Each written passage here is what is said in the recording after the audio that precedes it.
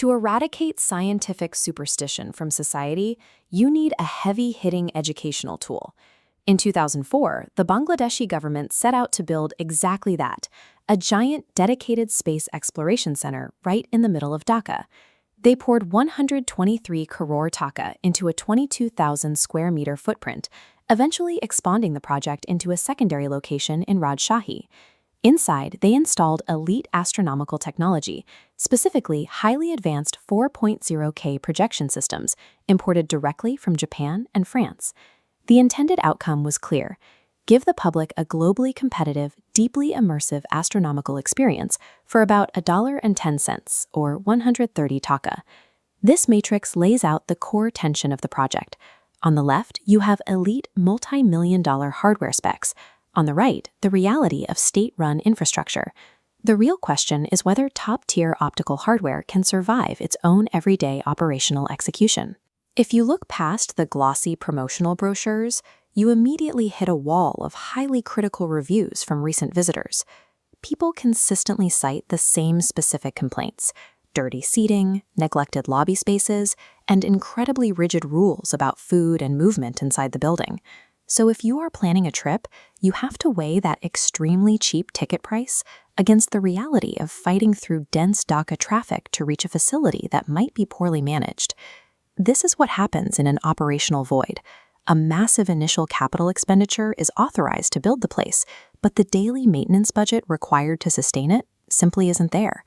To figure out if visiting the Novo Theatre is actually worth your time, you have to completely separate the raw optical hardware from the state-run software and customer service. Walking into the main planetarium, the physical scale is undeniable. You sit under a massive 165-degree astrotech dome. In the center of the room sits a Goto GSS Helios optical system running on Sky Explorer 3 software. This specific combination of machinery is built to blanket your entire field of vision with Ultra HD multi-sensory immersion. But there is a strict physical requirement. To achieve that high optical fidelity, the projection screens and lenses have to remain absolutely spotless. When the facility staff fails to clean the lenses or dust the enormous ceiling, that multi-million-dollar 4K resolution is effectively erased. The best hardware on Earth cannot push light through a layer of dust. Simple physical maintenance becomes the strict bottleneck for the entire experience. Even if the lenses were perfectly clean, you still have to evaluate the software. The theater relies on a highly fixed library of planetary and historical films. The primary local offerings currently in rotation are a space feature called A Journey to Infinity and a cultural presentation titled I Amar Bangladesh.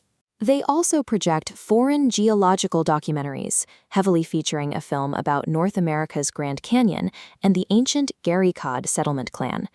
International planetarium standards rely on constant cyclical content updates from agencies like NASA or the ESA. Here, the media library remains totally static. Because the films almost never change, the facility loses all its replay value.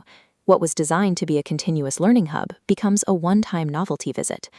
Outside the main dome, the facility tries to offer secondary attractions, specifically a 5D simulator and a virtual reality zone. For a supplementary cost of 50 taka, these rides are supposed to provide quick, multi-sensory physical entertainment. Simulator technology ages incredibly fast. Compared to the hardware you would find in a modern commercial VR arcade, these setups are severely outdated and low resolution. To a modern audience, these add-ons feel highly gimmicky. Rather than adding value, they actively dilute the prestige of the main astronomical dome next door. Planning your visit brings up a logistical hurdle. The theater enforces a strict teletalk online ticketing system.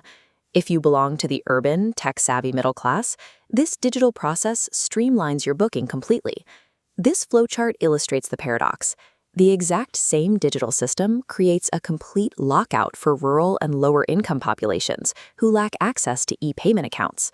This digital exclusion directly contradicts the institution's founding goal of bringing mass scientific outreach to the broader public.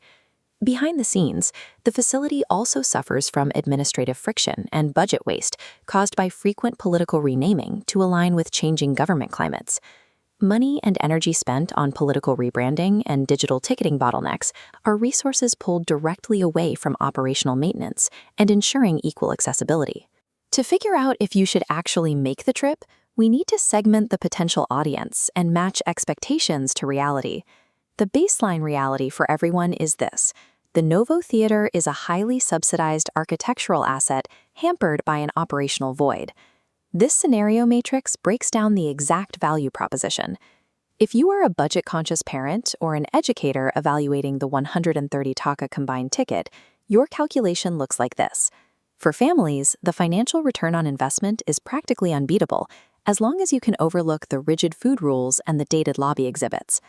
If you are a tech enthusiast, you will appreciate the raw scale of the AstroTech Dome, but you must drastically lower your expectations for the simulators. The theater's value is entirely dependent on calibrating your group's expectations before you even walk through the door. Tactically, here is the recommendation: stick exclusively to the main planetarium dome, because that is where the core investment lies. Skip the secondary 5D rides and VR zones entirely to avoid the frustration. And remember to navigate the digital access bottleneck by ensuring you book your tickets online well in advance of your trip. If you treat Novo Theatre as a remarkable, highly subsidized architectural achievement for the developing world, rather than a premium commercial theme park, you will get exactly what you pay for.